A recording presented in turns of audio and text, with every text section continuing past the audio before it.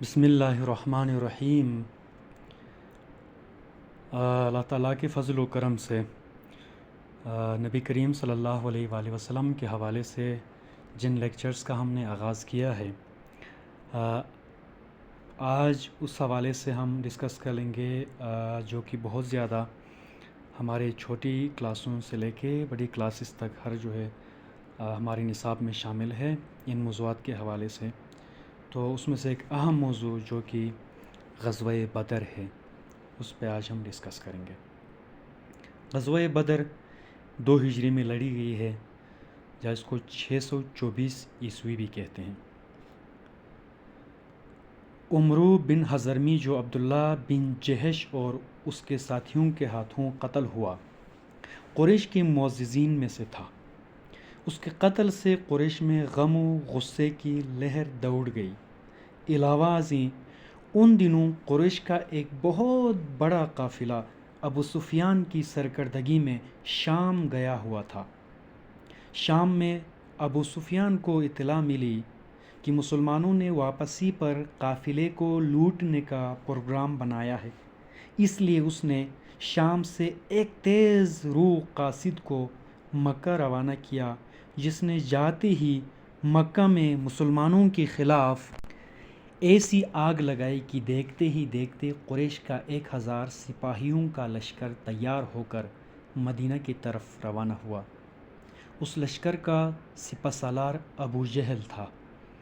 اس دوران ابو سفیان تجارتی قافلے کو صحیح سلامت لے کر مکہ پہنچ گیا، اگرچہ ابو جہل کو اس کی اطلاع دے دی گئی، مگر اس نے مسلمانوں سے مقابلے کیے بغیر واپسی سے انکار کر دیا اور لشکر کے ساتھ سفر جاری رکھا۔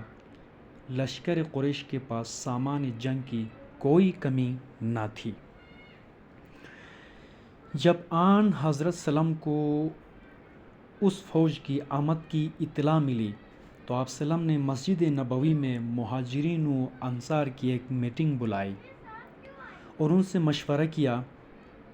اس موقع پر انصار مدینہ میں سے سعد بن عبادہ نے کھڑے ہو کر آن حضرت سلم سے کہا، خدا کی قسم، آپ سلم فرمائے تو ہم سمندر میں کود پڑے۔ اسی طرح مہاجرین نے بھی مکمل وفاداری کا یقین دلایا۔ آخر آن حضرت سلم 12 رمضان 2 ہجری یعنی مارچ 624 عیسوی کو 313 جان نثاروں کے ہمراہ مدینے سے نکلے۔ اس دوران قریش کی فوج بدر کے مقام پر پہنچ چکی تھی، جو مدینہ سے 80 میل دور ہے، 80 مائلز۔ مسلمانوں نے بھی وہاں پہنچ کر ڈیرے لگائے۔ آن حضرت سلم ساری رات دعا میں مصروف رہے۔ صبح ہوئی تو اسلامی فوج کی صف آرائی کی اور ہاتھ اٹھا کر دعا کی اور فرمایا، خدایا، تو نے مجھ سے جو وعدہ کیا ہے اسے پورا کر۔ اگر آج تیرے یہ چند بندے مٹ گئے تو پھر قیامت تک تیرا نام کوئی نہیں لے گا۔ مسلمانوں کے لیے یہ بڑے امتحان کا وقت تھا۔ ان کی تعداد دشمنوں کے مقابلے میں بہت کم تھی۔ دشمن 1000 تھے، ان کے پاس اسلحہ کی کمی نہ تھی، ان میں بڑے بڑے جنگ آزمودہ بہادر موجود تھے، جبکہ مسلمانوں کی تعداد صرف 313 تھی۔ ان کے پاس اسلحہ کی بھی کمی تھی اور جنگ آزمودہ لوگوں کی بھی، مگر سب کے سب اسلام کی محبت اور جذبہ شہادت سے سرشار تھے۔ عرب قبائلی عصبیت کی بنا پر خون کے رشتے کو بے حد ترجیح دیتے تھے اور کہتے تھے کہ بھائی کا ساتھ دو، خواہ وہ حق پر ہو یا باطل پر۔ مگر اس جنگ میں پہلی بار دیکھا گیا کہ عرب کے مختلف قبیلوں کے لوگ آن حضرت سلم کے جھنڈے تلے جمع ہو کر حق اور صرف حق کی خاطر اپنے بھائیوں کے خلاف لڑنے کو تیار ہو گئے۔ یعنی اسلامی فوج میں شاید ہی کوئی ایسا مہاجر ہوگا جس کا کوئی نہ کوئی رشتہ دار کفار کی فوج میں نہ ہو، یہاں تک کہ خود آن حضرت سلم کے چاچا حضرت عباس کفار کی فوج میں شامل تھے، اور یہی حال دوسرے مہاجرین کا تھا۔ پہلے انفرادی مقابلے ہوئے، قریش کی فوج میں سے عتبہ، شیبہ اور ولید میدان میں آئے۔ یہ ہندہ زوجہ ابو سفیان کے بالترتیب باپ، چاچا اور بھائی تھے۔ ان کے مقابلے میں مسلمانوں کی طرف سے حضرت حمزہ رضی اللہ تعالیٰ عنہ، عبیدہ بن حارث رضی اللہ تعالیٰ عنہ اور حضرت مولا مرتضیٰ علی علیہ السلام آئے۔ آن حضرت سلم کے چاچا حضرت حمزہ نے عتبہ کو قتل کیا، حضرت مولا مرتضیٰ علی علیہ السلام نے ولید بن عتبہ کو قتل کیا، اور آن حضرت سلم کے چاچا زاد بھائی عبیدہ بن حارث کا مقابلہ شیبہ سے ہوا اور دونوں بے حد زخمی ہو گئے۔ حضرت مولا مرتضیٰ علی علیہ السلام نے ولید سے فارغ ہو کر تلوار کے ایک وار سے شیبہ کا کام تمام کیا اور عبیدہ بن حارث کو پشت پر اٹھا کر واپس لائے، مگر زخموں کی تاب نہ لا کر انہوں نے شہادت پائی۔ اس کے بعد عام مقابلہ ہوا۔ آن حضرت سلم کی فوج میں 2 انصاری مجاہد معاذ اور معوذ تھے، جنہیں کمسن ہونے کی وجہ سے آن حضرت سلم نے فوج میں آنے سے منع کیا تھا، مگر وہ دشمن رسول ابو جہل کو قتل کرنے کا ارادہ لے کر باسرار فوج کے ساتھ آئے تھے۔ عین لڑائی کے دوران یہ لوگوں سے پوچھ رہے تھے کہ ابو جہل کون ہے۔ جب انہیں بتایا گیا کہ فلاں ابو جہل ہے تو انہوں نے جھپٹ کر اس پر وار کیا اور اسے قتل کر دیا۔ اس جنگ میں جو مسلمانوں اور کافروں کے مابین پہلی لڑائی تھی، مسلمانوں نے بہادری کے بے پناہ جوہر دکھائے۔ حضرت مولا مشکل کشا مرتضیٰ علی علیہ السلام اور حضرت حمزہ رضی اللہ تعالیٰ عنہ کے حملوں کی تاب نہ لا کر قریش کو میدان سے بھاگنا پڑا۔ قریش کے تمام بڑے بڑے سردار جنگ میں مارے گئے۔ قریش مکہ کا کوئی گھر ایسا نہ تھا جس میں صف ماتم نہ بچھ گئی ہو۔ اس جنگ میں کفار کے 70 آدمی مارے گئے، جبکہ مسلمانوں میں شہادت پانے والوں کی تعداد صرف 14 تھی۔ جنگ بدر میں مسلمانوں نے تعداد کی کمی اور سامان جنگ کی کمی کے باوجود جب فتح حاصل کی تو اس سے ان کے ایمان میں مزید پختگی آئی، اور انہیں یقین ہو گیا کہ اگر وہ خدا کے رسول صلی اللہ علیہ وآلہ وسلم کی تابعداری کریں گے تو اللہ تعالیٰ ضرور ان کی مدد کرے گا۔ قریش تمام عرب کی مذہبی سرداری کے دعوے دار تھے۔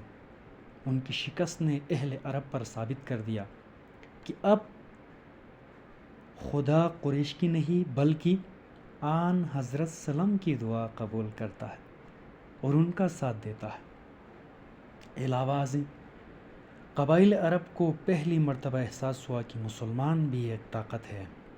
چنانچہ جنگ بدر کے بعد بہت سے قبائل نے آن حضرت سلم کی طرف دوستی کا ہاتھ بڑھایا۔ اس طرح اس جنگ کی بدولت عرب میں مسلمانوں کی دھاگ بیٹھ گئی۔ جنگ بدر میں مسلمانوں کی کامیابی سے یہود مدینہ حسد کرنے لگے۔ انہیں ڈر ہوا کہ اگر مسلمانوں کی طاقت اسی طرح بڑھتی رہی تو ایک دن وہ ان پر بھی غالب آ جائیں گے۔ اس لیے انہوں نے مسلمانوں کے خلاف سازشیں کرنی شروع کی، جس کی بنا پر آن حضرت سلم نے جنگ بدر کے بعد یہودیوں کے قبیلہ بنو قینقاع کو مدینہ سے نکال دیا، اور یہ لوگ مدینہ سے نکل کر اپنے ہی ہم مذہبوں کے پاس وادی خیبر میں چلے گئے۔ اب یہاں تک ایک مختصر سا پس منظر اور دوسری چیزیں پیش کی گئی، واقعات۔ اب ایک چھوٹی سی یہاں پہ ذیلی عنوان ہے: قیدیوں کے ساتھ حسن سلوک۔ غزوہ بدر میں قریش مکہ کے 70 افراد گرفتار ہوئے۔ آن حضرت صلی اللہ علیہ وسلم نے مسلمانوں کو حکم دیا کہ قیدیوں سے بہترین سلوک کیا جائے، اور مسلمانوں نے ایسا ہی کیا۔ بعد میں قیدیوں سے فدیہ لے کر انہیں رہا کر دیا گیا۔ جو قیدی غریب مگر پڑھے لکھے تھے، انہیں رہائی کے عوض 10 مسلمان بچوں کو پڑھنا لکھنا سکھانے کے لیے کہا گیا۔ نیکسٹ ہمارا آج کا ٹاپک، جو کہ غزوہ بدر کے بعد جو غزوہ لڑی گئی، جسے غزوہ احد کہا جاتا ہے، 3 ہجری میں لڑی گئی ہے، یعنی 625 عیسوی میں۔ غزوہ بدر کے موقع پر قریش مسلمانوں کو صفحہ ہستی سے مٹانے کا عزم لے کر آئے تھے، مگر ان کے منصوبے خاک میں مل گئے، اور اسلام حسب معمول ترقی کرتا گیا، اور کفار مکہ کے لیے یہ امر ناقابل برداشت تھا۔ علاوہ ازیں غزوہ بدر کا ایک اہم ترین سبب عمرو بن حضرمی کا قتل تھا، مگر اب تو حالت یہ تھی کہ بدر میں قریش کے 70 افراد قتل ہو چکے تھے، جن میں سے اکثر قریشی سردار تھے۔ اس لیے تمام اہل مکہ جوش انتقام سے بھرے ہوئے تھے۔ اس وقت قریش کا سردار ابو سفیان تھا۔ اس نے قسم کھائی کہ جب تک مقتولین بدر کا انتقام نہ لے لے گا، نہ غسل کرے گا اور نہ سر میں تیل ڈالے گا۔ اور اسی قسم کو پورا کرنے کے لیے اس نے 200 اونٹ سواروں کے ہمراہ مدینہ پر اچانک حملہ کیا۔ اس حملے میں وہ ایک انصاری مسلمان کو شہید کر کے اور مسلمانوں کے چند مکانات اور درختوں کو آگ لگا کر واپس بھاگ گیا۔ جب مسلمانوں کو اطلاع ہوئی تو اس نے پیچھا کیا، مسلمانوں نے اس کا پیچھا کیا۔ اگرچہ ابو سفیان بچ نکلا، مگر گھبراہٹ میں ستو کے بورے جو خوراک کے لیے لایا جاتا ہے یا اپنے ساتھ لے کے آیا تھا، راستے میں پھینک گیا، چونکہ عربی میں ستو کو سویق کہتے ہیں، اس لیے یہ واقعہ غزوہ سویق بھی کہلاتا ہے۔ علاوہ ازیں غزوہ بدر کے بعد ساحلی علاقے کے اکثر قبائل نے مسلمانوں سے دوستی کر لی تھی، جس سے قریش کے لیے شام کی تجارت کا راستہ بالکل بند ہو گیا تھا۔ اس لیے قریش نے محسوس کیا کہ اگر یہی کیفیت جاری رہی تو وہ اقتصادی طور پر تباہ ہو جائیں گے۔ علاوہ ازیں عرب کے 2 مشہور شاعروں عمرو بن جمحی اور مصافع نے قبائل کا دورہ کیا اور اپنے اشعار سے قبائل میں انتقام کی آگ بھڑکا دی۔ اسی طرح مدینہ کا یہودی شاعر کعب بن اشرف بھی مکہ گیا، اور اس نے لوگوں کو اپنے اشعار سنا کر سخت غیرت دلائی اور ان میں مسلمانوں کے خلاف انتقام کی آگ بھڑکائی۔ علاوہ ازیں ابو سفیان کی سرکردگی میں جو تجارتی قافلہ شام گیا تھا، اسے کافی منافع ہوا تھا اور وہ حصہ داروں میں تقسیم نہیں ہوا تھا۔ قریش کے سرداروں نے مل کر فیصلہ کیا کہ اس منافع کو جنگی تیاریوں پر صرف کیا جائے۔ چنانچہ پورے 1 سال کی تیاری کے بعد قریش 3000 کے لشکر کے ساتھ مکہ سے نکلے۔ ان کے پاس ساز و سامان اور اسلحہ کی کمی نہ تھی۔ وہ اسلام اور مسلمانوں کو صفحہ ہستی سے مٹانے کا ارادہ لے کر آئے تھے۔ ان کے ساتھ قریش کے معزز گھرانوں کی خواتین بھی تھیں، اور ان کو لانے کا مقصد یہ تھا کہ وہ رجز پڑھ کر فوج میں جوش پیدا کرے اور ان کی بے حرمتی کے خوف سے قریش میدان سے بھاگ نہ سکے۔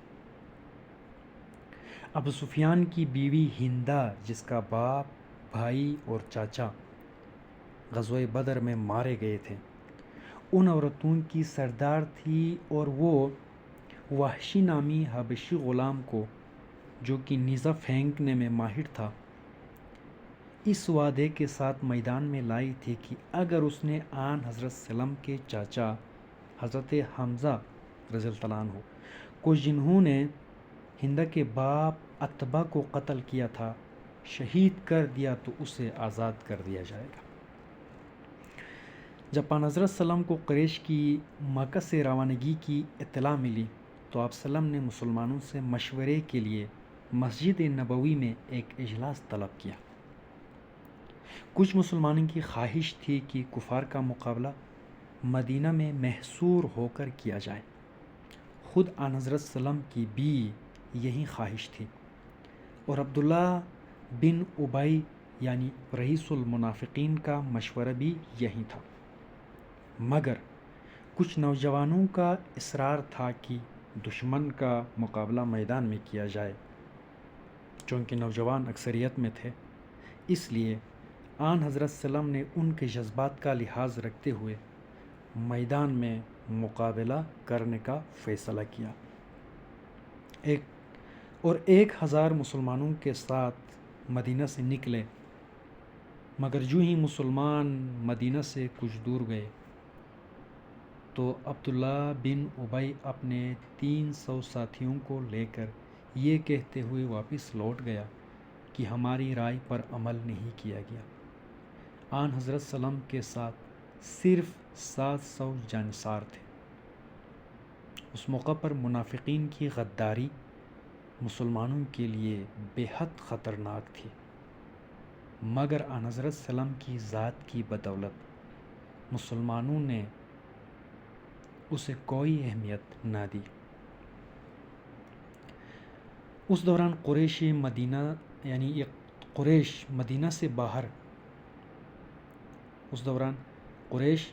مدینہ سے باہر احد کے پہاڑ کے قریب خیمے لگا چکے تھے، اس لیے آپ سلم بھی وہاں پہنچے۔ آپ سلم نے فوج کو اس انداز سے مرتب کیا کہ کوہ احد مسلمانوں کی پشت کی جانب تھا۔ اس پہاڑ میں ایک درہ تھا جہاں سے دشمن کے حملے کا امکان تھا۔ چنانچہ آن حضرت سلم نے 50 تیر اندازوں کا ایک دستہ عبداللہ بن جبیر کی سرکردگی میں وہاں متعین فرمایا اور انہیں ہدایت کی کہ ہر حالت میں درے کی حفاظت کرے، خواہ لڑائی کا انجام کچھ ہی کیوں نہ ہو۔ آخر جنگ کا آغاز ہوا، اور عرب کے دستور کے مطابق پہلے مبارزت طلبی ہوئی۔ قریش کی جانب سے طلحہ میدان میں آیا اور تنزیہ لہجے میں مسلمانوں سے کہنے لگا، کون ہے جو مجھے دوزخ میں پہنچا دے یا خود میرے ہاتھوں جنت پہنچ جائے؟ اس کے مقابلے میں حضرت مولا مرتضیٰ علی علیہ السلام گئے اور ایک ہی وار میں اس کی گردن اڑا دی۔ اس کے بعد طلحہ کا بھائی عثمان میدان میں آیا تو اس کے مقابلے میں آن حضرت سلم کے چاچا حضرت حمزہ نکلے۔ آپ نے عثمان کو قتل کیا اور فخریہ انداز میں کہا، میں ساقی حجاج کا بیٹا ہوں۔ اس کے بعد عام لڑائی ہوئی جس میں فریقین نے بہادری کے جوہر دکھائے۔ حضرت حمزہ اور حضرت علی علیہ السلام نے کمال بہادری دکھائی۔ غرض مسلمانوں کے حملوں کی تاب نہ لاتے ہوئے قریشی فوج میدان چھوڑ کر بھاگ نکلی۔ قریش کو میدان سے بھاگتا دیکھ کر مسلمانوں نے مال غنیمت جمع کرنا شروع کیا۔ درے پر متعین تیر اندازوں میں سے اکثر نے اپنے سردار کے منع کرنے کے باوجود اپنی جگہ چھوڑ دی اور وہ بھی مال غنیمت جمع کرنے میں شامل ہو گئے۔ اس موقع سے فائدہ اٹھاتے ہوئے قریشی فوج کے ایک دستے نے، جس کا سردار خالد بن ولید تھا، درے کے راستے میں مسلمانوں پر اچانک حملہ کر دیا۔ اس اچانک حملے نے مسلمانوں میں ایسی بدحواسی کا عالم پیدا کر دیا کہ دشمن اور دوست کی تمیز باقی نہ رہی۔ کئی مسلمان خود مسلمانوں کے ہاتھوں شہید ہوئے۔ اسی دوران مسلمانوں کے علم بردار حضرت مصعب بن عمیر رضی اللہ تعالیٰ عنہ، جو کہ کسی حد تک آن حضرت سلام کے ہم شکل تھے، شہید ہو گئے۔ اس لیے افواہ اڑ گئی کہ آن حضرت سلام شہید ہو گئے ہیں۔ اس سے مسلمانوں میں اور بھی بد دلی پھیل گئی اور کفار میں مسرت کی لہر دوڑ گئی۔ مگر جب کافروں کو معلوم ہوا کہ آن حضرت سلام حیات ہیں اور فلاں جگہ پر ہے، تو انہوں نے لڑائی کا سارا زور آن حضرت سلام کی سمت موڑ دیا اور آن حضرت سلام کو شہید کرنے کی کوشش کی۔ مگر بہت سے مسلمانوں نے آن حضرت سلام کو بچانے کے لیے اپنی جانیں قربان کر کے ثابت کر دیا کہ انہیں آن حضرت سلام کی ذات اپنی جانوں سے کہیں زیادہ عزیز تھی۔ اس جنگ میں آن حضرت سلام کے چہرہ اقدس پر زخم آیا اور 2 دانت بھی شہید ہو گئے۔ اس جنگ میں 70 مسلمان شہید ہوئے اور کافروں کی فوج کے 22 افراد قتل ہوئے۔ حضرت حمزہ رضی اللہ تعالیٰ عنہ کی شہادت سے اسلام کو بہت بڑا نقصان پہنچا۔ جنگ کے خاتمے پر ابو سفیان کی بیوی ہندہ نے حضرت حمزہ کا سینہ چیر کر کلیجہ نکالا اور اسے دانتوں سے چبایا اور دوسرے مسلم شہداء کی لاشوں کو خراب کر کے ان کے ناک کان کاٹ کر اپنے جوش انتقام کو ٹھنڈا کیا۔ اس جنگ میں مسلمانوں کے نقصان کی سب سے اہم وجہ یہ تھی کہ درے کی حفاظت پر متعین تیر اندازوں نے آن حضرت سلام کے حکم کو فراموش کرتے ہوئے اپنی جگہ چھوڑ دی۔ علاوہ ازیں آن حضرت سلام مدینہ کے اندر رہ کر دفاع کرنا چاہتے تھے، مگر نوجوانوں کے اصرار کی وجہ سے آپ سلام کو اپنی مرضی کے خلاف فیصلہ کرنا پڑا۔ پھر کفار کی تعداد اور ساز و سامان کی کثرت کی وجہ سے مسلمانوں کا نقصان تعجب خیز نہ تھا۔ اس جنگ سے مسلمانوں کو یہ سبق ملا کہ اگر انہوں نے رسول سلام کی اطاعت کی تو اللہ تعالیٰ کی نصرت بھی ان کے ساتھ رہے گی، اور اگر انہوں نے رسول سلام کی نافرمانی کی تو انہیں نقصان اٹھانا پڑے گا۔ اس جنگ میں ناکامی کی وجہ سے مسلمانوں کی وہ ساکھ ختم ہو گئی جو غزوہ بدر کی بدولت پیدا ہوئی تھی۔ عرب کے چھوٹے چھوٹے قبائل کو بھی یہ ہمت ہوئی کہ انہوں نے مسلمانوں سے لڑائی شروع کر دی، اور بعض قبائل نے مبلغین اسلام کو اپنے ہاں آنے کی دعوت دی اور پھر انہیں دھوکے سے شہید کر دیا۔ اس جنگ میں ناکامی کی وجہ سے یہود مدینہ کے حوصلے بھی بڑھے اور انہوں نے مسلمانوں کی مخالفت شروع کر دی، جس کی وجہ سے قبیلہ بنو نذیر کو مسلمانوں نے مدینہ سے نکال دیا۔ مگر اس جنگ میں مسلمانوں نے آن حضرت سلام کی جان بچانے کے لیے جو قربانیاں دی، وہ تاریخ اسلام کا زرین باب ہے جس پر مسلمان بجا طور پر فخر کر سکتے ہیں۔ چونکہ یہ جنگ فیصلہ کن نہ تھی، اس لیے قریش نے مسلمانوں کو صفحہ ہستی سے مٹانے کے لیے ایک نئی جنگ کی تیاریاں شروع کر دی۔ وما علینا الا البلاغ المبین۔ یہاں تک ہم نے 2 غزوات، غزوہ بدر اور غزوہ احد کے بارے میں چیدہ تحقیق آپ کے سامنے رکھی۔ آپ ان زرین الفاظ کو، ان زرین آراء کو دوسرے لوگوں تک پہنچانے میں بحیثیت مسلمان آپ اپنا کردار ادا کریں. ان معلومات کو زیادہ سے زیادہ آگے پھیلانے کی آپ کوشش کریں.